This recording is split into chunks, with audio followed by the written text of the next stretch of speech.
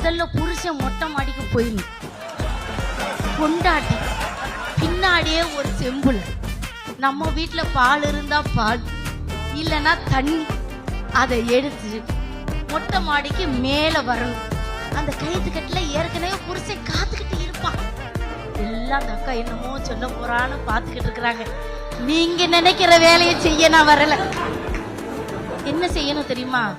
புருஷன் பக்கத்துல பொண்டாட்டி உட்கார்ந்து மனசு விட்டு பேசணும். இல்லடி இன்னைக்கு காலையில நான் போனேன்னா ஒருத்தவங்க வந்து நம்ம கடையில வந்து இந்த மாதிரி நகையை விற்க வந்தாங்க, இந்த காரணம் சொன்னாங்கன்னு நீங்க உங்க பொண்டாட்டிட்ட மறைக்காம எல்லாத்தையும் சொல்லணும்.